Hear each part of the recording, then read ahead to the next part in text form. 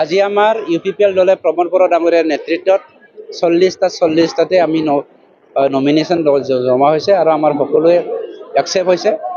এই 40জন নমিনেটেড মেম্বাৰসকলৰ ভিতৰত আমাৰ 32টা জিকাটো প্ৰায় কনফাৰ্ম হৈছে।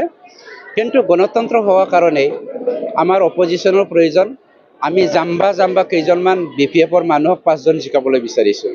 বাকী 3জনটো অন্যান্য ৰাজনৈতিক দলে পাবলৈ সক্ষম হ'ব। সেইটো আমি বিশ্বাসিতভাৱে দিব বিচাৰোঁ।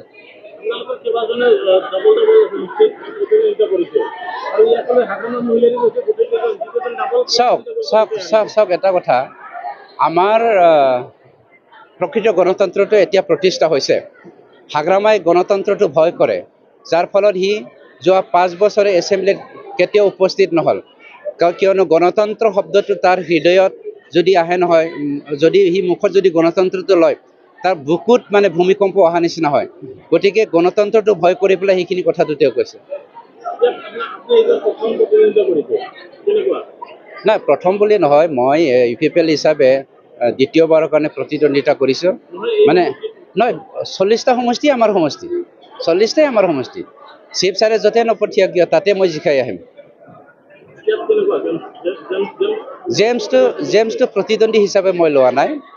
জেমছটো মানে কি কয়, আমাৰ অসমীয়াত এটা কথা কয়, বেছি লৈ থাকিলে যে কণীটো গেলি যায়, ঠিক তেনেকৈ জেমছো গেলা কণী নিচিনা।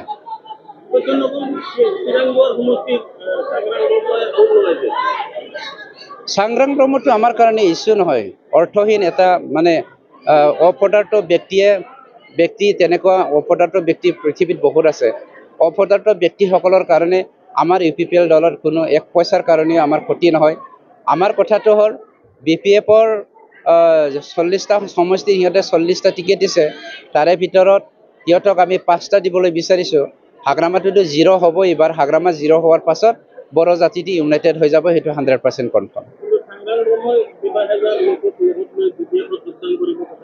নাই, যোৱাকালি ৰাতি 2টা বজাত চাংগ্ৰাম ব্ৰহ্মই BPFত জইনিং হ'লেই অলৰেডি। কথা কৰিছে নহয়, জইনিং হৈয়ে গ'ল ভিতৰুৱাকৈ, ডিক্লেয়াৰ কৰা নাই। কোনে কৰিছে ইয়াৰো ৰিপৰ্ট আমাৰ হাতত আছে।